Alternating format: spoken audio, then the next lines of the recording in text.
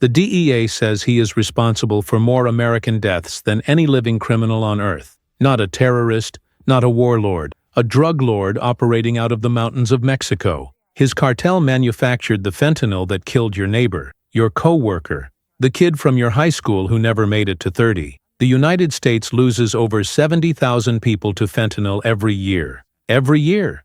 That is more Americans dead annually than the entire Vietnam War. And according to the DEA, a significant portion of that poison came from one organization, one man's organization. His name was Nemesio Ruben Oseguera Cervantes. The world knew him as El Mencho. And in this video I am going to show you exactly what he did. Not the legend, not the narco-mythology. The documented, verified criminal record of a man who built a killing machine that reached into every American city and left tens of thousands of families destroyed. By the end of this video, you will understand 3 things that no mainstream coverage has put together in one place. How El Mencho's cartel became the primary supplier of the drug that is killing Americans at record numbers. What the CJNG did to anyone who stood in their way, inside Mexico and across the border, and why his death may not save a single American life. Stay with me, because this story is worse than anything you have seen reported. Subscribe right now and hit that notification bell, because after this video I am covering exactly what is happening inside the CJNG right now.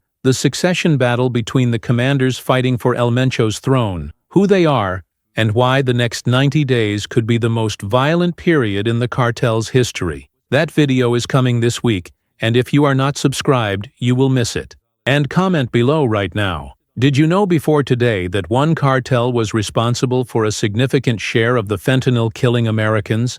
Because most people have no idea, and that ignorance is part of why nothing changes. Let's start with the number that nobody in official Washington says out loud clearly enough. 70,000 Americans dead from fentanyl overdoses every year. That number has been above 70,000 every single year since 2021. In 2023, it was over 74,000. To put that in context, the United States lost approximately 58,000 soldiers during the entire Vietnam War. Fentanyl kills that many Americans every single year. Every year. Without stopping. Fentanyl is not heroin. It is not cocaine. It is a synthetic opioid that is 50 to 100 times more potent than morphine. A dose the size of a few grains of salt is enough to kill an adult. It is cheap to manufacture, easy to transport, and almost impossible to detect without specialized equipment. It can be pressed into pills that look identical to prescription medication. It can be mixed into other drugs without the user knowing.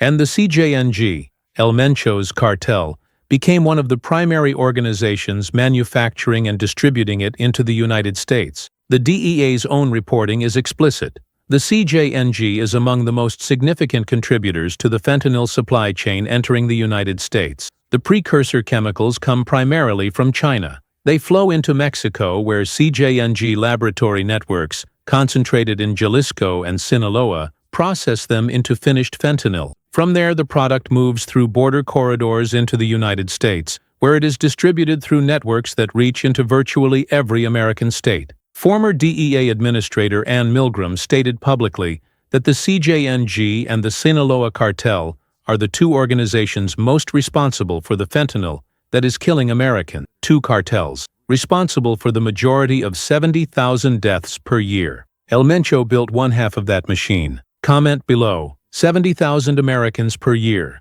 Does that number change how you think about what happened in Tapalpa on February 22nd? I want to know. But fentanyl is only part of the story, because the CJNG did not build a drug empire by being polite. They built it by being the most systematically violent criminal organization in modern Mexican history. And that violence did not stay in Mexico. Let's talk about what the CJNG actually did to establish and maintain its position as the dominant supplier of drugs into the United States, because understanding the violence is inseparable from understanding the supply chain. The CJNG's model was not the traditional cartel model of paying off officials and operating quietly in the shadows. El Mencho's strategy from the beginning was to demonstrate such overwhelming capacity for violence that anyone who considered opposing the organization would calculate that the cost was too high. In June 2015, a CJNG convoy ambushed a federal police convoy in Jalisco, killing 15 officers, not in a firefight that started when police approached them.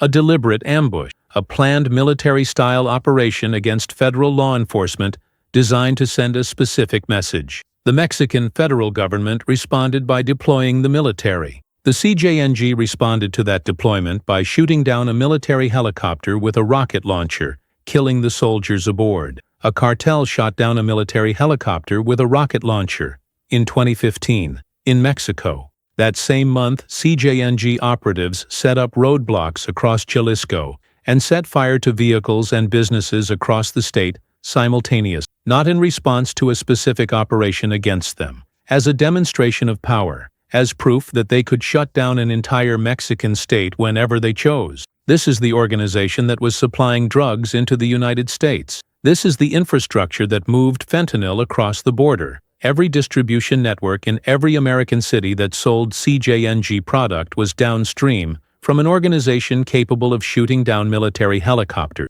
In August 2019, Mexican authorities discovered a mass grave in Jalisco containing the remains of more than 100 people. One site, more than 100 victims. The investigation linked the site to CJNG operations in the region. This was not an isolated discovery. Mexican authorities have identified multiple sites across states where CJNG operated, each containing evidence of systematic killing of rivals, of civilians caught in the wrong place, of people who owed money, of people who refused to cooperate. The DEA's threat assessment of the CJNG identified the organization as present in at least 21 of Mexico's 32 states and maintaining active distribution networks in virtually every part of the United States. Active networks, not just supply lines that terminated at the border. Distribution infrastructure inside American cities, people on American streets moving CJNG product. The U.S. Treasury Department designated El Mencho personally under the Kingpin Act, which is reserved for individuals whose drug trafficking activities have had a significant impact on the United States. The designation froze any U.S. assets connected to him and prohibited Americans from doing business with him or his organization. The Treasury's formal findings stated that El Mencho directed an organization responsible for trafficking multi-ton quantities of methamphetamine, cocaine, heroin, and fentanyl into the United States. Multi-ton quantities of fentanyl into the United States. To understand what multi-ton quantities of fentanyl means in human terms, consider this. A kilogram of fentanyl contains approximately 500,000 potentially lethal doses. Multi-ton quantities means thousands of kilograms, means hundreds of millions of potential doses, moved across the border into American communities. The U.S. Attorney's Office for the District of Columbia indicted El Mencho in 2014 on charges including conspiracy to manufacture and distribute controlled substances for importation into the United States. That indictment was later supplemented with additional charges, including specific counts related to fentanyl and methamphetamine manufacturing and distribution at scale. Federal prosecutors built a case documenting not just that his organization moved drugs, but the specific methods, the specific routes, and the specific scale of the operation.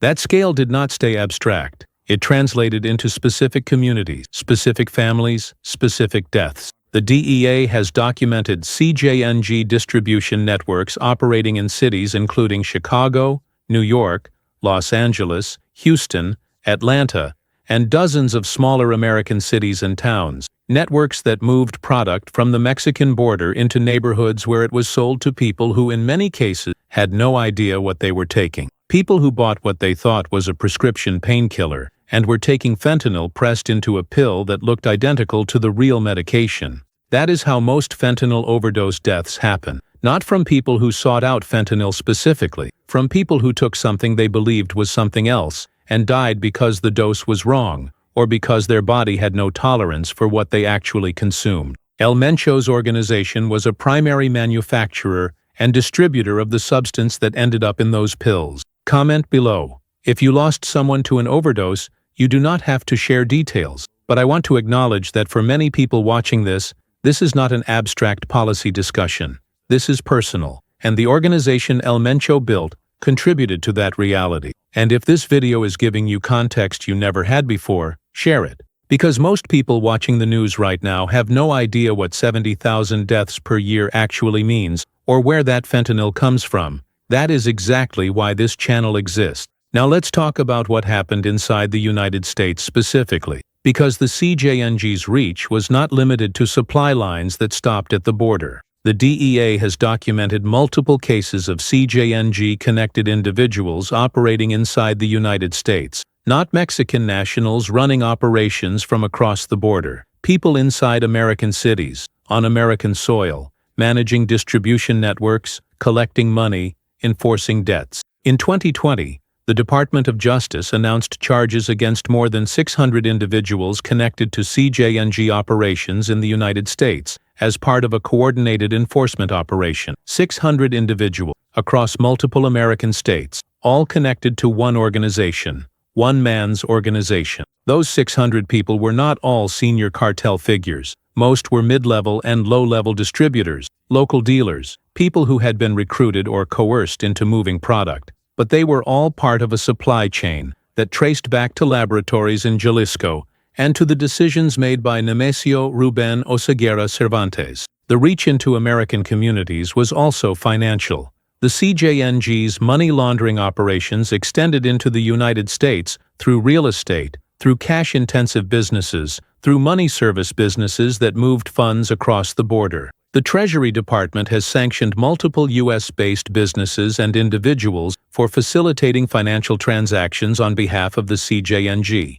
American businesses, on American soil, helping move cartel money. This is what a truly transnational criminal organization looks like. Not a foreign threat that stays at the border. An organization with roots, relationships, and infrastructure inside the country. It is poisoning. The U.S. State Department's decision to offer a $15 million reward for information leading to El Mencho's arrest was not symbolic. It reflected a formal assessment by the United States government that this individual represented a threat to American national security significant enough to justify one of the largest rewards ever offered for a criminal fugitive. The same category of reward offered for figures like Osama bin Laden. The United States government formally classified El Mencho as a threat comparable in significance to the architects of the September 11th attacks. Think about that for a moment. Not because the comparison is perfect, it is not, but because it reflects the formal documented assessment of the U.S. government